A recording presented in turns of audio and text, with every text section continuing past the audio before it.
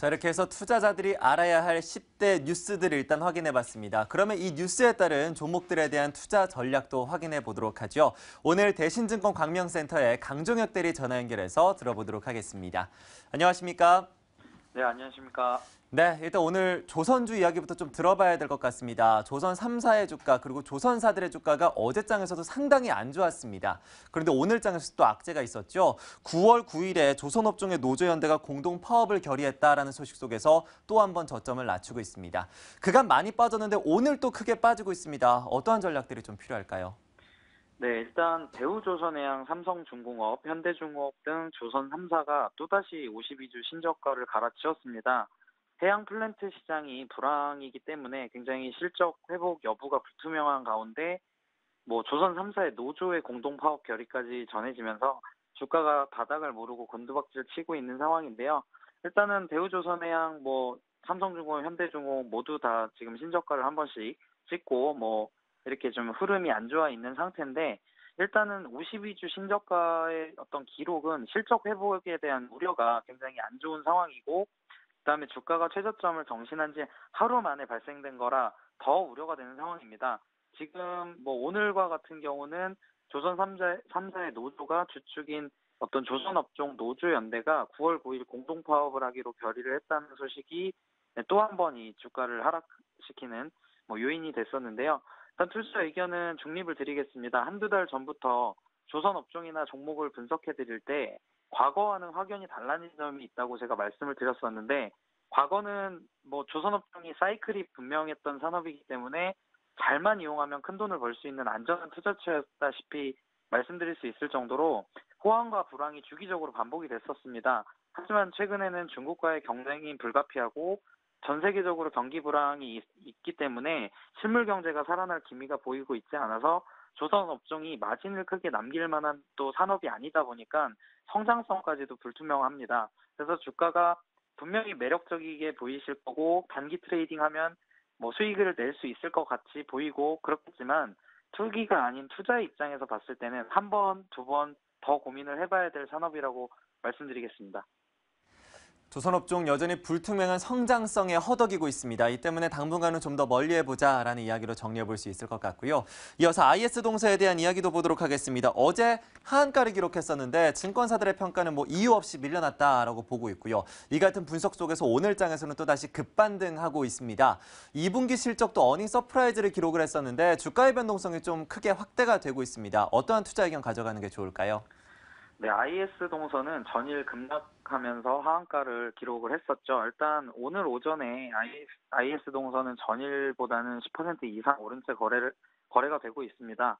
일단 급락 배경을 보니까 주식농부라고 불리는 박영옥 대표죠. 스마트인컴 대표가 가지고 있는 웬만한 종목들이 거의 다 하한가 쪽으로 갔는데, 시장에서 박 대표가 세무조사 혹은 자본시장 합수단의 조사를 받고 있다라는 루머가 돌면서 일단은 그가 투자했던 종목들이 대부분이 하한가를 기록을 했습니다.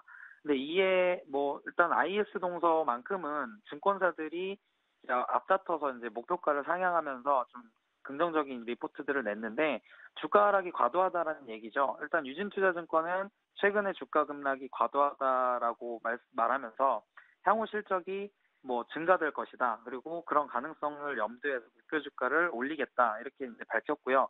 최근에 IS 동서가 발표한 2분기 매출액과 영업이익은 시장의 기대치를 넘어설 만큼 굉장히 좋은 상황이었습니다.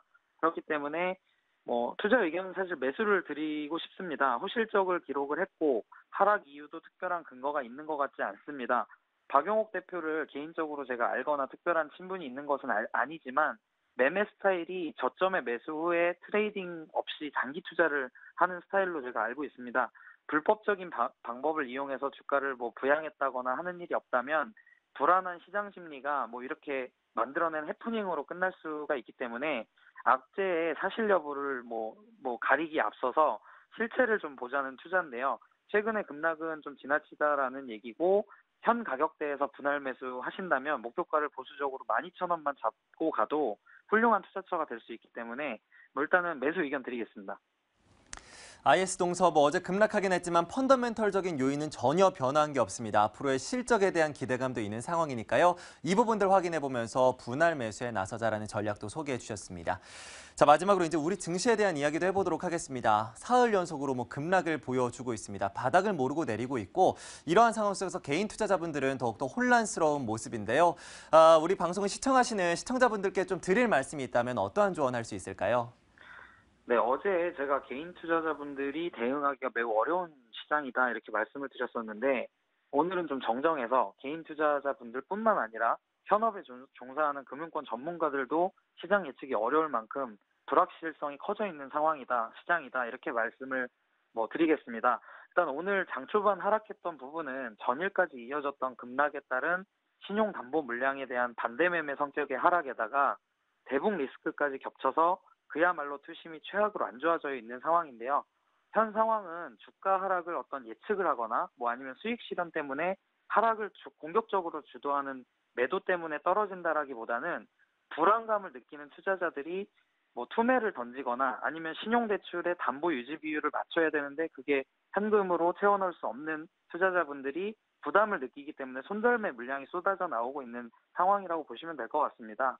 일단 아마 오늘 의미 있는 상승이 나와주지 않는다면 다음 주 월요일에도 이러한 반대 매매 물량이 시초가부터 나올 확률이 높아서 현재 신규 매수를 고려하시는 분들은 한 템포 쉬어가시는 것을 권해드리고 현재 주식을 만약에 들고 계신 분들은 개개인별로는 또 종목별로는 손익 상황이 다르겠지만 우선 최근 가파른 하락으로 인한 반대 매매 물량이 어느 정도 소화가 돼야 바닥을 다질 것으로 보이기 때문에 일부 비중 축소를 권해드리겠습니다.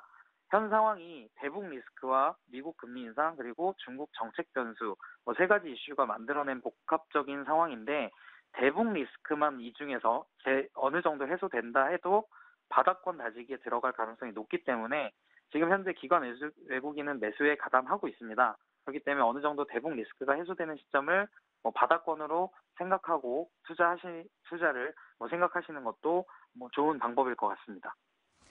글로벌 경제 둔화 우려에다가 대북 리스크까지 번지고 있습니다. 일단 중국이 중재에 나서는 것으로 보이면서 어느 정도 사태가 진정될 만한 가능성도 보이는데요.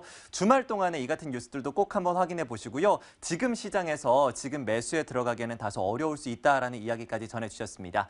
이렇게 해서 오늘 시장에 대한 이야기 들어봤습니다. 대신증권 광면센터의 강종혁 대리와 함께했습니다. 오늘 말씀 고맙습니다. 네, 감사합니다. 네, 이렇게 해서 10대 투자 뉴스 확인해봤고요. 그에 따른 종목들의 투자 전략도 확인해봤습니다.